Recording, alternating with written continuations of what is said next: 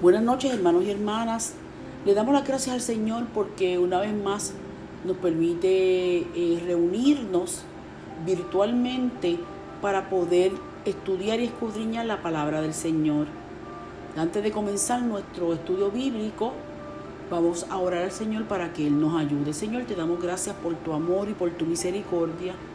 Te damos gracias porque tú eres un Dios de verdad, un Dios que siempre está con nosotros, Dios que nos ayuda, que nos anima, que nos consuela, que a pesar de las circunstancias que estamos viviendo, Señor, tú siempre estás pendiente a tus hijos y a tus hijas, Señor.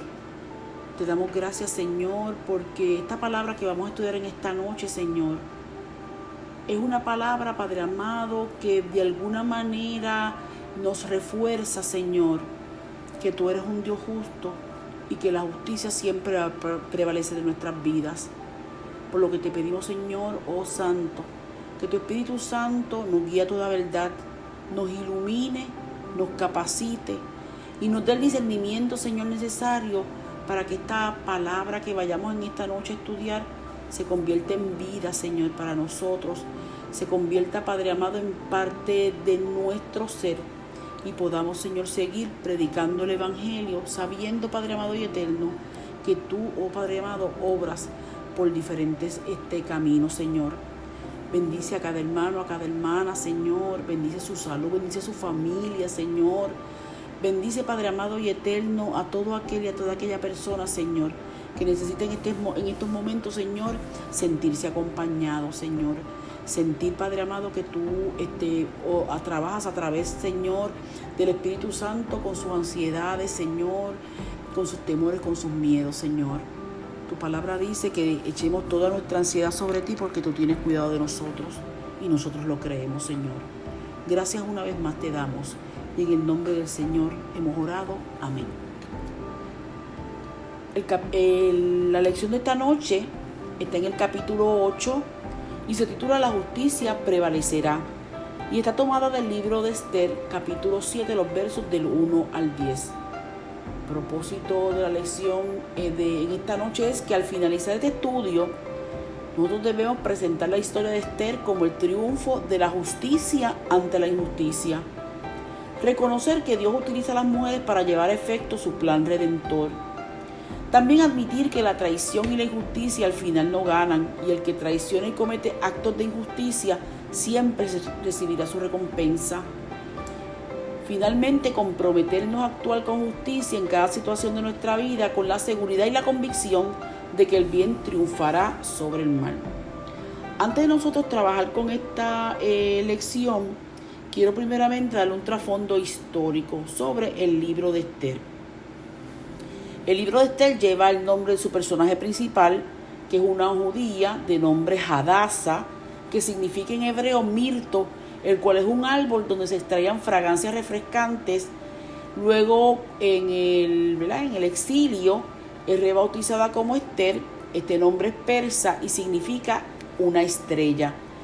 Los comentaristas dicen que quizás este nombre se le dio porque ella era muy bella y de acuerdo a su belleza, pues entendían que era como un astro o una estrella luminosa.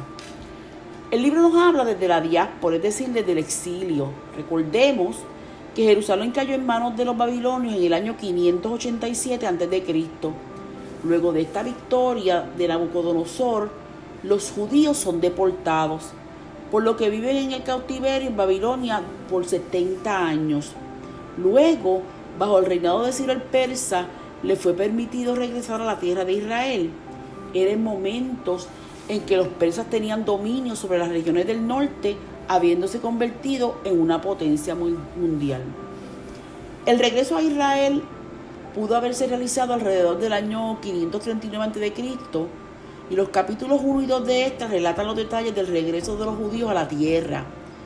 Por los libros de Ezra y Nehemías sabemos que el templo de Jerusalén fue reconstruido, el muro de la ciudad reparado y también fue restablecido el sistema de sacrificios.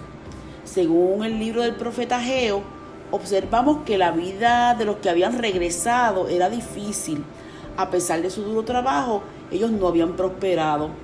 El profeta interpretó que la causa del problema era la lentitud en la reconstrucción, ¿verdad?, de lo que era el templo, y que Dios le había prometido bendiciones cuando lo terminaran, por cuanto ellos tenían que hacerlo con suma presteza.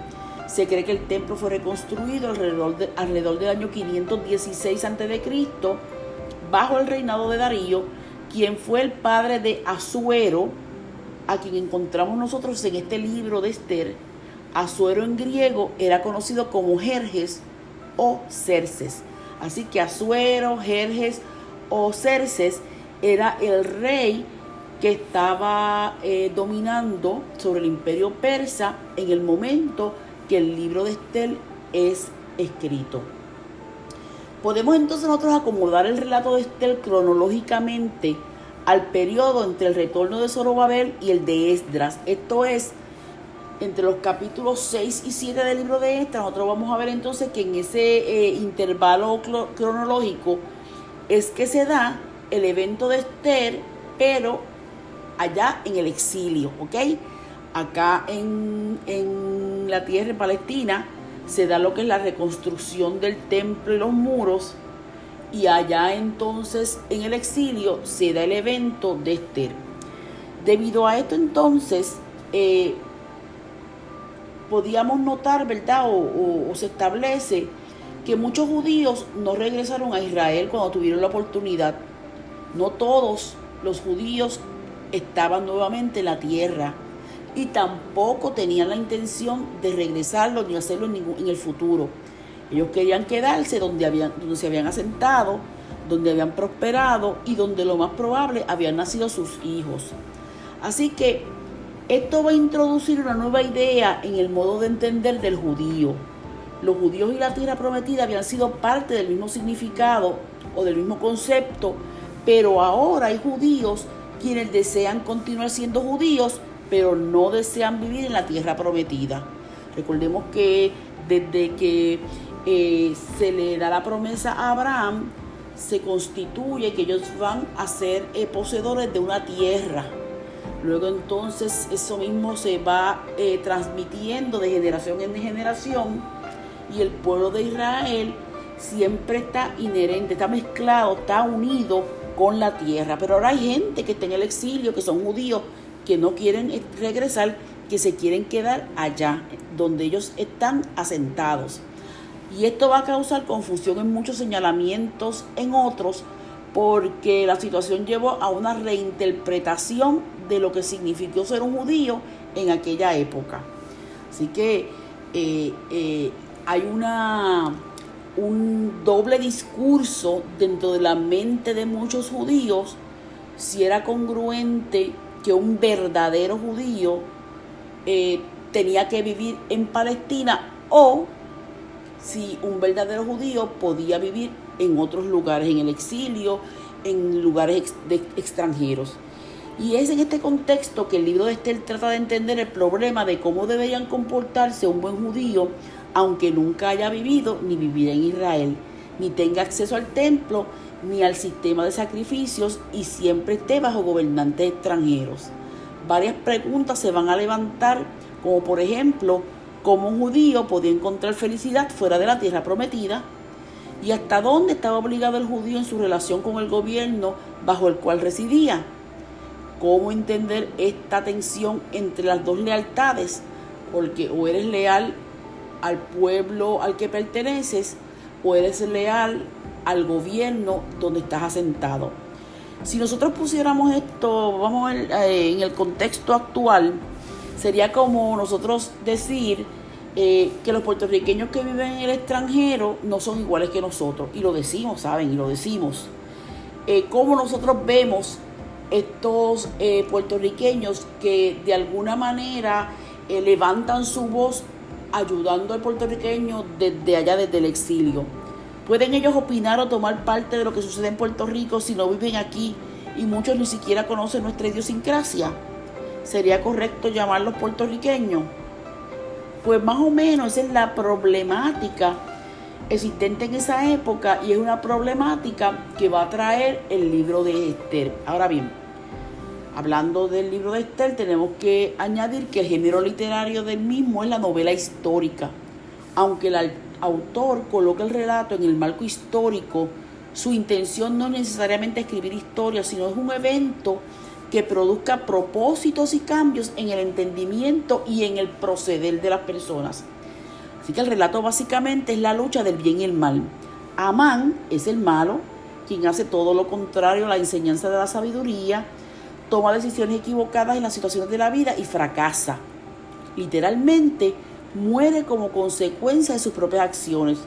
Por otro lado, Ester y Mardoqueo son los buenos y en las situaciones de la vida responden correctamente a la luz de las enseñanzas de la sabiduría, conquistan y son premiados. El mensaje de Ester al judío es que las cosas en un país extranjero no son como parecen. El verdadero poder no está en el palacio ni en la suerte, sino que el poder pertenece solo a Dios y Él continuará usándolo en favor del pueblo judío aquí y ahora, al igual que lo ha hecho siempre. Una característica notable que vamos a ver en este libro de Ester, sobre la cual se han hecho diversos comentarios, es la ausencia del nombre de Dios. Este libro tampoco hace alusión a ninguna práctica judía, ni a la ley, ni al pacto, ni a otros reglamentos para la vida diaria del judío. Algunos eruditos han argumentado que puede que el libro haya estado sujeto a censura y cualquier referencia a Dios o a la fe judía hubiera provocado su destrucción. Sin embargo, el libro está lleno de la prueba de una providencia divina que obra a favor de los judíos. Por el uso de ayuno, se puede suponer que la oración era parte importante de su vida. Y este libro trae enseñanzas que pueden ser significativas para nosotros en el día de hoy. Primero, que los judíos, aunque desobedientes a Dios y alejados de Él en el exilio, están en el pensamiento del Señor y son objeto de su preocupación y su misericordia. Y así también nosotros nos ha amado Dios y ha hecho la provisión de su Hijo amado para que muriera en nuestro lugar para el perdón de nuestros pecados. Segundo, que la providencia de Dios está siempre sobre su pueblo para salvarlo de las acechanzas de sus enemigos. Dios nos cuida en todo momento y nos arropa con su misericordia y con su amor.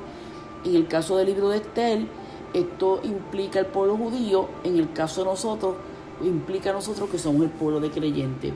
Finalmente, el libro de Ester nos va a mostrar el porqué de la fiesta secular del Purim, celebrada el 12 de Adar, que esos son los meses más o menos entre febrero y marzo.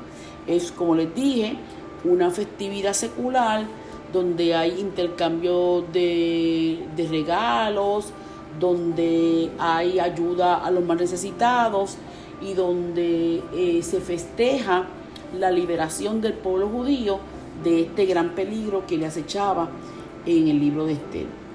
Ahora bien, eso estamos hablando de un contexto histórico general. Vamos a hablar un poquito sobre el trasfondo del libro para poder entonces entrar al capítulo 7 y ustedes tengan más o menos una trayectoria de lo que ha estado pasando en los primeros capítulos. El libro de Ester comienza con un banquete espectacular que tuvo una duración de 180 días. Así que ustedes se imaginan 180 días en un banquete. Esto fue, mire, extraordinario. El rey Asuero llama a su esposa principal Vasti para que se persone al mismo y así el rey mostrarle a los invitados la belleza de su cónyuge. Sin embargo, ella se rehusó porque entendió que posiblemente se requería de ella algo más que simplemente aparecer frente a los invitados. Algunos comentaristas afirman que más que presentar su belleza, Asuero la estaba utilizando para su dominio tanto sobre la vida de su esposa como sobre su cuerpo.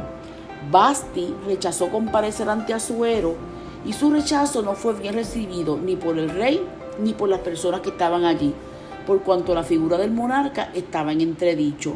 Los sabios reconocían la importancia en su tiempo de mantener a las mujeres en silencio y sujeción, y el rey consultó con sus magistrados lo que debía hacer. La decisión fue de poner a Vasti. Ya Vasti no iba a ser más la reina.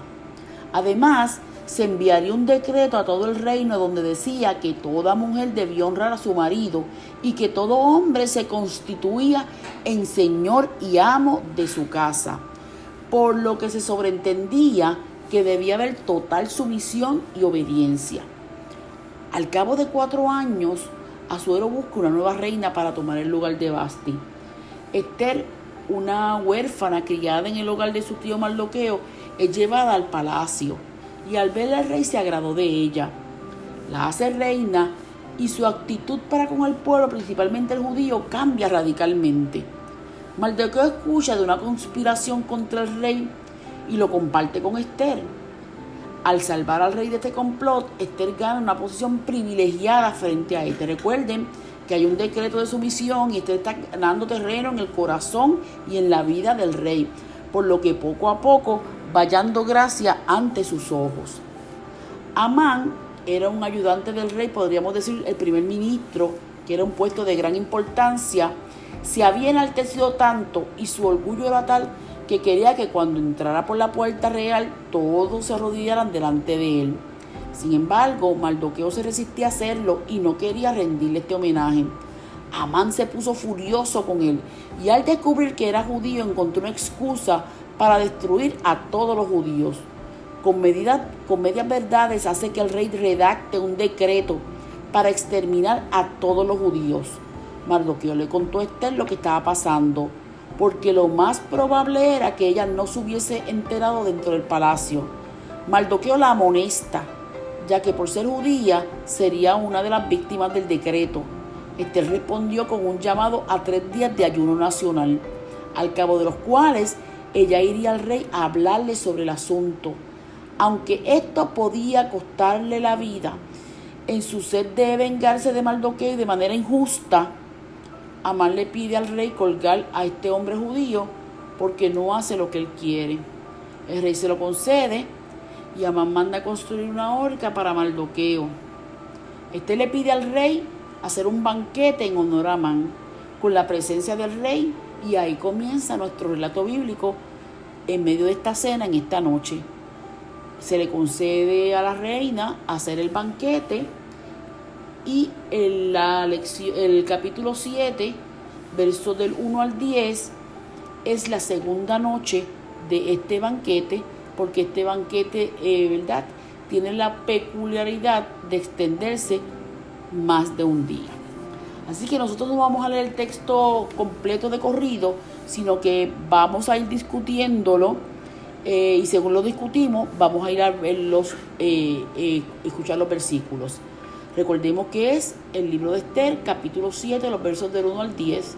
Puede leerlo en su expositor o puede leerlo en la Biblia.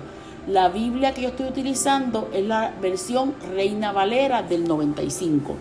Y los versículos 1 y 2 dicen de la siguiente manera: Fue pues el rey con Amán al banquete de la reina Ester.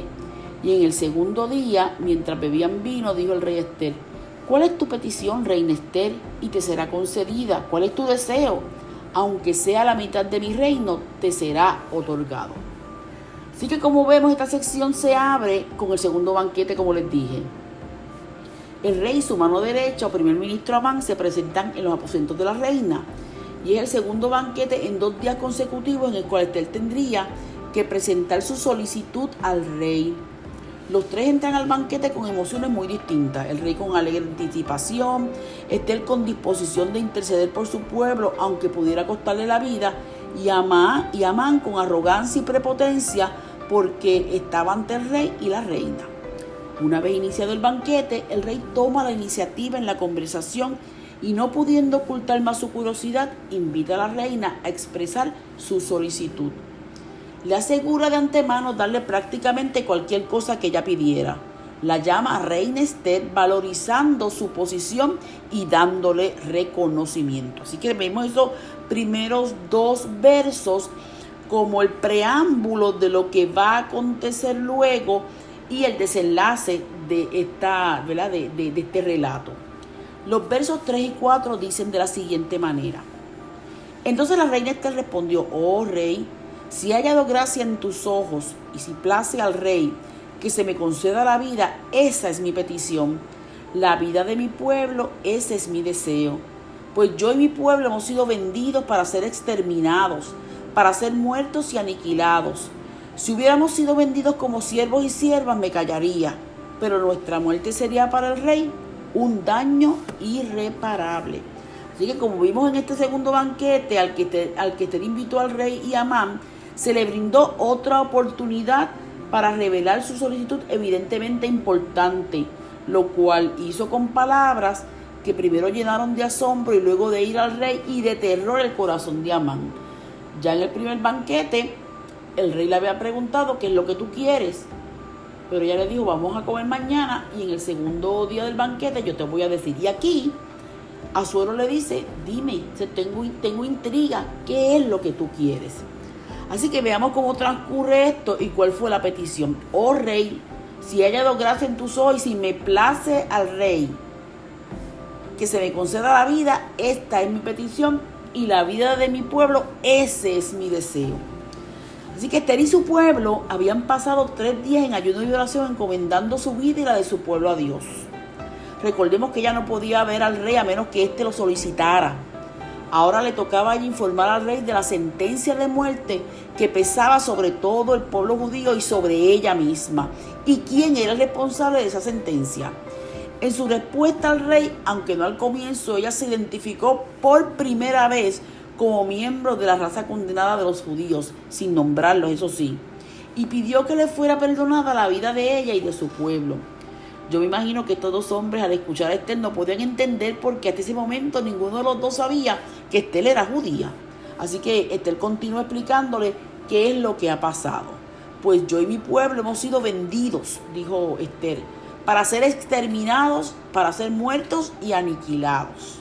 Así que tenemos aquí una connotación bien fuerte porque fueron vendidos para exterminarlos, para matarlos y para aniquilarlos. Claro, exterminarlos, matarlos y aniquilarlos viene siendo sinónimo, pero esto le da un énfasis al evento que iba a ocurrir próximamente.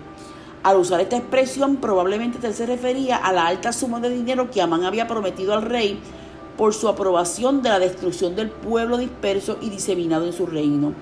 El negocio que hizo Amán con agentes externos era equivalente a la venta del pueblo judío, no solamente a la venta del pueblo judío, sino también a la destrucción. Y en la mente de Amán no podía caber la idea de que la reina fuera judía. Porque entonces la reina más adelante le dice, porque si nosotros hubiésemos sido vendidos nada más como siervos, mira, yo me hubiese quedado callada. Porque comúnmente en la antigüedad las naciones subyugadas eran vendidas como esclavos y se les conservaba la vida. Y entonces al Esther mencionar este evento es como si yo hubiese estado diciendo que al estar viva tendrían la posibilidad de caer en manos de amos generosos y su vida hubiese sido a lo mejor más tolerable.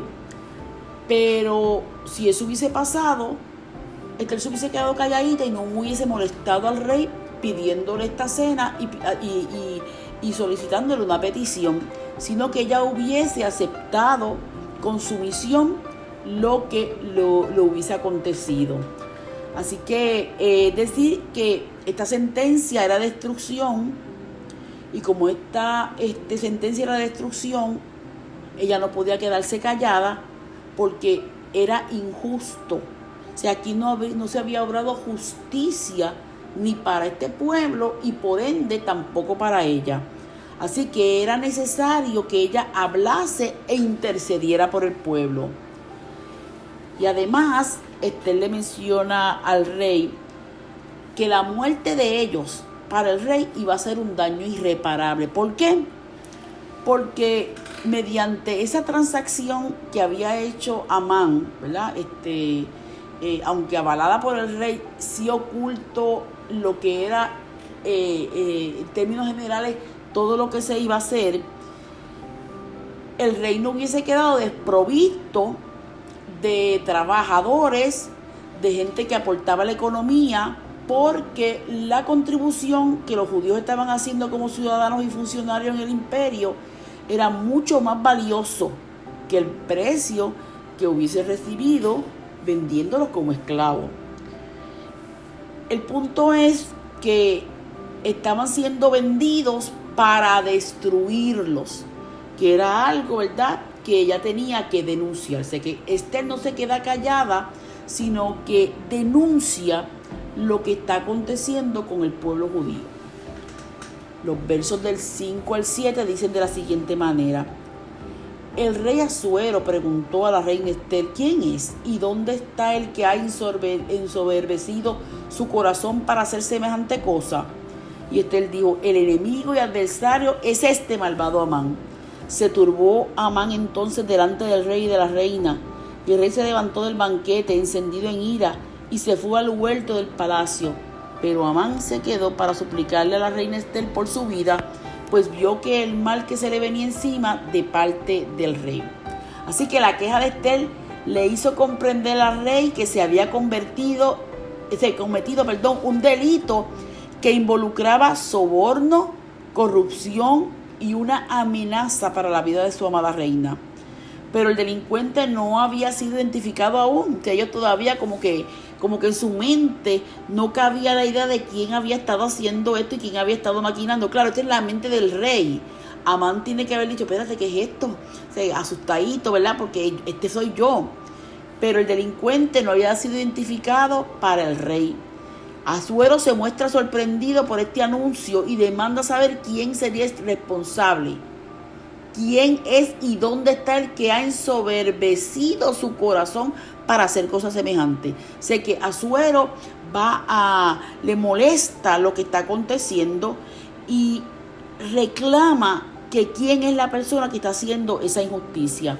Así que había llegado el momento que Ester había planeado cuidadosamente, y Amán estaba delante del rey y al parecer no había sospechado hasta ese momento la relación de la reina con los judíos. Ester era la persona más importante del mundo para Asuero y después del rey la más importante del reino persa. En lo que ahora iba ella a decir comprenderían tanto Amán como el rey que también pertenecía a ella la raza odiada por Amán, la raza de los judíos. Por lo tanto, ella se vería incluida con todo su pueblo en la matanza que había sido decretada por Amán con la autoridad del rey. Por lo que Ester no demora en apuntar el dedo al acusador.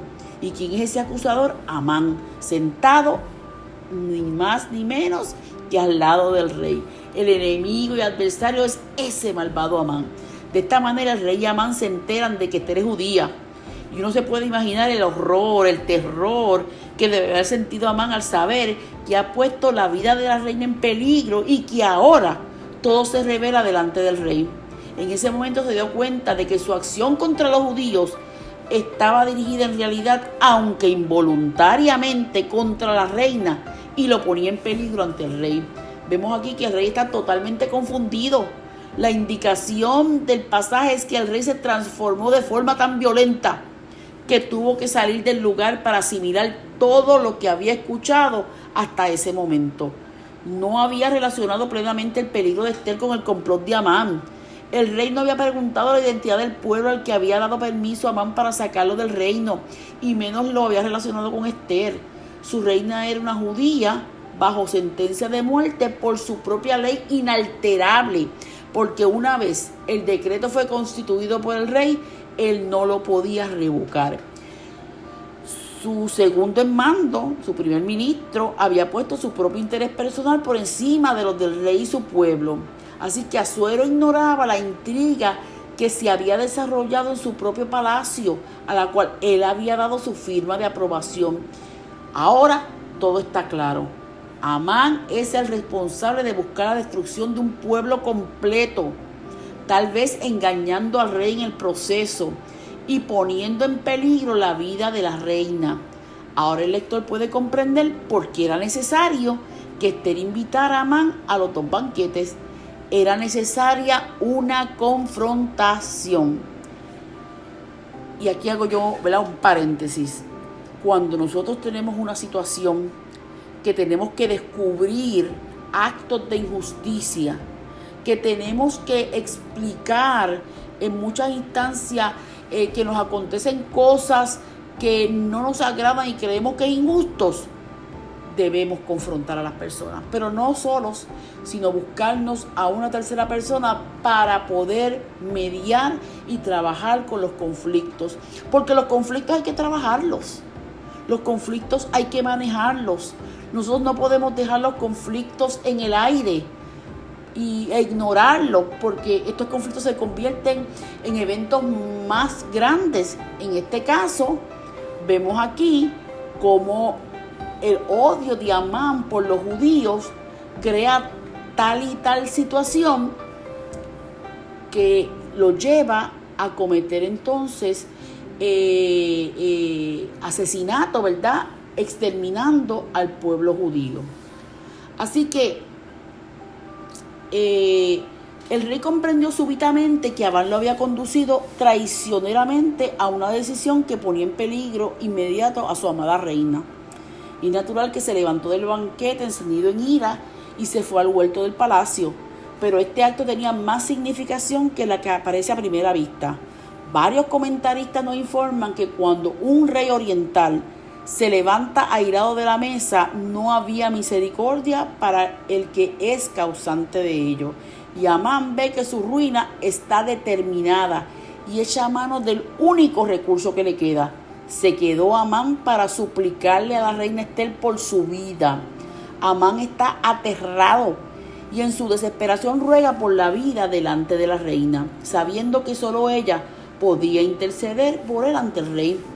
Aún antes de volver el rey del jardín, Amán sabía lo que le esperaba. Así que miramos aquí, ¿verdad?, todo el conflicto que hay con un hombre que está ejerciendo su poder de manera injusta y cómo, ¿verdad?, la provisión de Dios hace que todo salga a la luz. Vamos ahora para los últimos versículos, que son del 8 al 10, y dice de la siguiente manera: Cuando el rey volvió del huerto del palacio al aposento del banquete, Amán se había dejado caer sobre el lecho en que estaba Ester. Entonces exclamó el rey: ¿Querrás también violar a la reina en mi propia casa? Al proferir el rey estas palabras, le cubrieron el rostro a Amán. Y Arbona, uno de los eunucos que servía al rey, dijo: En la casa de Amán está la horca de 50 codos de altura que hizo Amán para Mardoqueo, quien habló para el bien del rey. Dijo el rey: colgadlo en ella.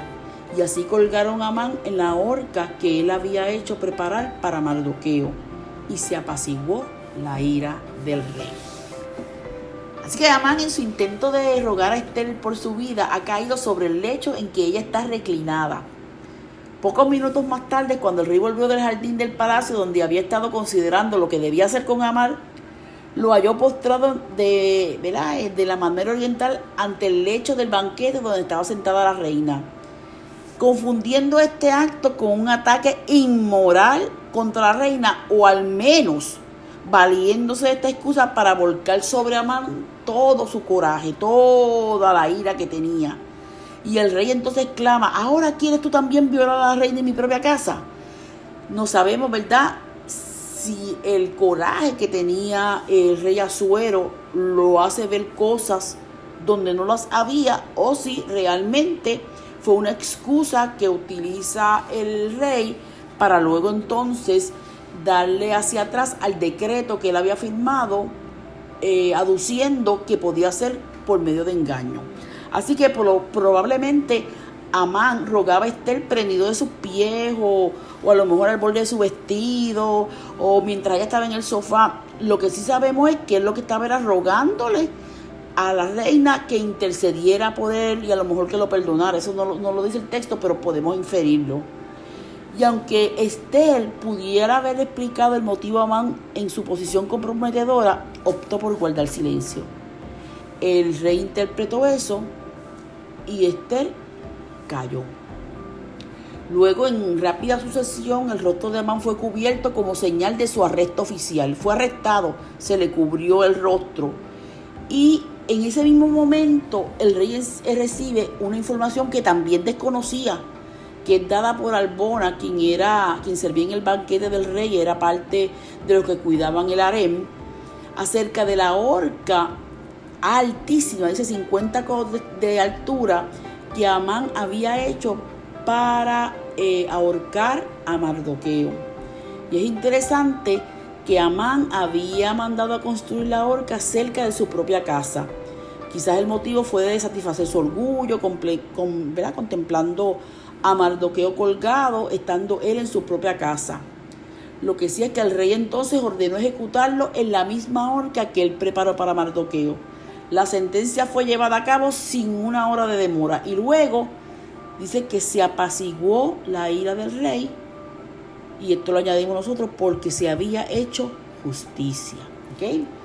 Vemos aquí cómo se invierten los papeles. El que tenía poder casi absoluto en el reino pierde su posición y también pierde su vida. El que había sido señalado para morir injustamente es elevado y es honrado. Se produce la caída estrepitosa y justa del malvado Amán, la liberación de la sentencia de muerte para la reina Esther y para su pueblo, la elevación de Mardoqueo como un hombre justo. Además, el rey que había sido engañado ahora rectifica su grave error y premia a Mardoqueo por su lealtad. Así que tenemos ahí, ¿verdad?, una historia que de alguna manera nos lleva a nosotros a confrontarnos en términos de nuestra posición delante de los actos injustos y nuestra posición delante de Dios. Como habíamos dicho, el libro de Esther tal vez no mencione directamente el nombre de Dios, pero su presencia es evidente en muchas formas a lo largo de esta historia, y especialmente cuando Esther imploró a las personas que buscaran ayuda por medio del ayuno. Nosotros sabemos que el ayuno era hecho para acercarse a Dios y estaba acompañado de oraciones con todo el corazón.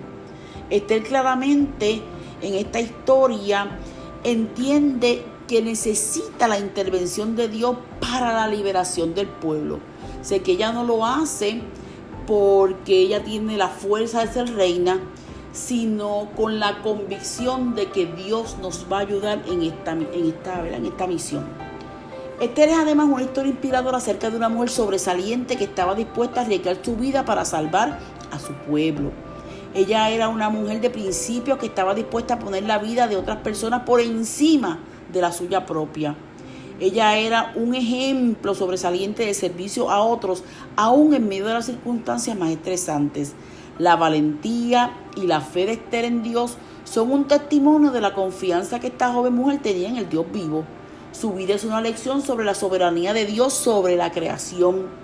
Dios mueve cada aspecto de la vida para posicionar a las personas, gobiernos y situaciones en su plan y propósito. O sea, nada de lo que acontece en nuestra vida, en nuestro entorno, en el ambiente, nada nos va a nosotros a sacar del plan y propósito de Dios en la vida de sus hijos. Puede que no sepamos lo que Dios está haciendo en un momento determinado, pero vendrá un tiempo cuando nos daremos cuenta porque nosotros hemos pasado ciertas experiencias, conocido a determinadas personas, nosotros hemos vivido en ciertas áreas, porque hemos comprado en determinados almacenes, porque hemos realizado determinados viajes más. Si no nos hemos dado cuenta, nos daremos cuenta más adelante porque nosotros estamos metidos en aislamiento social. ¿Cuál es el propósito de Dios para nuestra vida? Así que llegará entonces el momento en que todo va a encajar y nosotros miraremos hacia atrás y veremos que nosotros también estábamos en el lugar adecuado, en el momento preciso, así como le sucedió a Esther. Ella estaba en el harén para un momento como este. Ella fue reina para un momento como este. Ella fue fortalecida y estaba dispuesta a interceder por su pueblo para un momento como este. Finalmente, ella fue fiel en su obediencia, confió en Dios y sirvió con humildad sin importar lo que le podría costar. Recordemos Romanos 8:28, mire que lo hemos dicho muchas veces y lo repetimos. Y sabemos que a los que aman a Dios, todas las cosas le ayudan a bien. Esto es, a los que conforme a su propósito son llamados.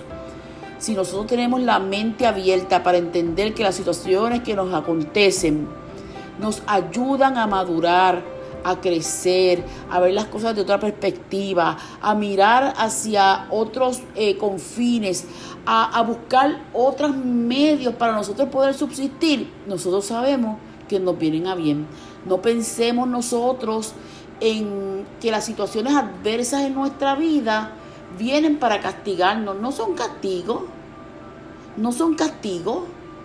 son situaciones que nos deben ayudar a nosotros levantar la cabeza y mirar al Señor. Y ahora aquí, ayúdame a discernir qué es. hoy hablaba yo con una persona, con un joven, que estaba un poco desilusionado de su trabajo porque en ¿verdad? En esta situación se ha quedado sin trabajo, pero su jefe le había dicho que lo iba a llamar en algunos días, pero él se ha quedado esperando que su jefe lo llame. Se entera de que su jefe ha estado contratando a otras personas, pagándole la mitad de lo que le paga a él para que el trabajo salga. Y él estaba muy decepcionado, triste. ¿Qué les puedo decir? Porque él es una persona responsable, luchadora, una persona leal, una persona fiel, una persona comprometida. Entonces, que le hiciera todo esto, pues creó en él como un malestar y una tristeza. Y hablando muchas cosas, ¿verdad?, que no vienen al cabo, yo le dije, recuerda que tú no sabes si Dios está abriendo tus ojos para que tú te muevas, para que tú vayas a más, para que tú puedas buscar, porque si no te mueve, la zapata, si no te mueve el piso, tú te vas a quedar ahí, sabiendo que contigo no están siendo justos. Hay mucha injusticia en ti, en términos del tipo de trabajo que te dan, del horario que te dan, inclusive de lo que te pagan. Así que cuando nosotros miramos estas cosas, tenemos que entender que Dios quiere que nosotros miremos mucho más allá. Ahora bien, como nosotros sabemos, la palabra justicia en su origen tiene que ver con lo que se hace conforme a derecho, sin importar quién la ejerce ni a quién se aplica. Por eso se dice que la justicia es ciega, o sea, para todos igual, y aparece representada con la imagen de una mujer con una balanza en una mano, una espada en la otra y los ojitos vendados, simbolizando que la autoridad es la misma para todos sin distinciones. Eso es lo que significa esa imagen. Pero nosotros sabemos, sin embargo, que en este sistema humano corrupto y subido de pecado, la justicia es para unos pocos y esta se vende y se compra. Pero dentro del reino de Dios, la justicia no obra como en el mundo, como los seres humanos la trabajan, sino que la justicia obra de otra manera. Es la práctica de lo correcto y lo verdadero. Es sin fisuras, sin favoritismo, sin preferencia, de manera imparcial, desde la equidad, desde la rectitud, la igualdad, la ecuanimidad del único que es así en su carácter y en sus hechos, el Dios creador. La justicia de Dios es el amor que corrige todo lo que va contra el amor. Pero como creyentes no podemos espiritualizar la justicia. No podemos estar ajenos a las realidades sociales, políticas y económicas que nos rodean. Las escrituras no silencian en ninguna parte la corrupción espiritual, moral, política, económica y social de los seres humanos. El mensaje profético siempre ha sido claro y contundente, denunciando la injusticia. Jesús mismo se comprometió con la denuncia de la injusticia. Por eso la iglesia no puede callar, porque el suyo sería un silencio culpable. ¿Cómo actúa la justicia de Dios frente a la corrupción de los seres humanos? La justicia de Dios denuncia la corrupción en todas sus dimensiones. ¿Y cuáles son esas dimensiones? Pues mire, y vamos a ir enumerando rapidito: la violación de los derechos humanos, la discriminación, la desigualdad, la trata humana, la violencia de género, la explotación laboral, la persecución de las minorías, el uso militar de niños, que aunque aquí nosotros no lo vemos en otros países africanos y suramericanos. La insaciable codicia de los amos del sistema, la perversión del derecho por parte de los poderosos, el robo desmedido del recurso de los pobres y los desventajados, como nos está aconteciendo ahora con esta corrupción rampante de que ven dinero que es del indigente, del desventajado, y se lo quieren robar, la ajenación de las necesidades de los discapacitados, el abandono de nuestros envejecientes. Mire, y si me dejan, puedo seguir, ¿verdad?, listando, enumerando otras cosas. Pero Dios, el Dios en el que tú y yo creemos, no está ajeno de estas cosas. Le importan las cosas de aquí abajo y no calla, no mueve la mirada ni tapa sus oídos. ante situaciones que son de injusticia y situaciones que son de corrupción, porque jamás ha sido ni va a ser cómplice de ellas. El Dios en el que creemos destapa las conspiraciones de un sistema corrupto y perverso sin ningún miramiento. Por lo tanto, ni la corrupción, ni la perversión del derecho, ni la práctica de la injusticia, ni las desigualdades sociales podrán ser jamás amparadas y legitimadas en su nombre. La mayoría del tiempo nuestra vida parece transcurrir en medio de la rutina, pero todos tenemos unos pocos momentos definitivos cuando tal vez seamos llamados para poner los principios de Dios por encima de nuestro beneficio personal. ¿Qué tú vas a hacer en medio de momentos definitivos de la vida? ¿Qué tú vas a hacer cuando tú te confrontes con eventos injustos? ¿Qué tú vas a hacer cuando tú tengas personas desamparadas delante de ti, abandonadas, personas que se le está quitando sus medios de subsistencia? ¿Qué tú vas a hacer cuando tengas que afrontar esas situaciones y esa hora? ¿Escogerás hacer lo correcto a pesar de que esto implique echar a un lado tu beneficio personal? ¿Harás lo que Dios quiere que tú hagas? Los momentos que estamos viviendo son momentos de definición, y eso es lo que nos muestra en esta noche esta lección de Esther. Tenemos que asumir posturas cristocéntricas a favor de los marginados, de los desfavorecidos, de los discriminados, y es momento de que nosotros mostremos amor, empatía, lealtad, que mostremos fidelidad. Es momento de que atesoremos las enseñanzas del Maestro. Si decimos que somos cristianos, tenemos que ser ejemplo de nuestro modelo, que es Cristo, porque nosotros sabemos que en el lugar donde te encuentres, la justicia de Dios va a prevalecer. Termino con esto. Dios es un Dios justo, y uno de los atributos de Dios es la justicia. Y como atributo de Dios, usted y yo tenemos que abrazar la justicia. Yo mencioné algunos actos injustos que son a nivel social. Pero ¿qué actos injustos podemos ver nosotros a nivel eclesial? ¿Qué actos de injusticia podemos ver dentro de nuestra iglesia? ¿Qué actos de injusticia cometemos los unos con los otros? Eso yo lo dejo a usted, para que sea usted el que de alguna manera pueda entrar a su corazón, autoevaluarse y mirar lo que quiere el Señor.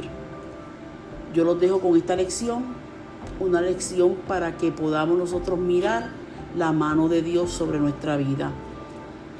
La semana que viene tenemos la lección 9. Esperemos prontamente, ¿verdad?, que en la medida que esto vaya bajando, podamos nuevamente congregarnos, abrazarnos y besarnos, porque, ¿verdad?, necesitamos siempre la coinonía de los hermanos. Pero desde aquí, desde el área virtual, desde la red virtual, reciban de mí un abrazo amoroso, un abrazo de oso apretado, como yo digo, sabiendo que la paz de Dios, que sobrepasa todo entendimiento, está en nuestras vidas. Dios le bendiga, Dios le guarde.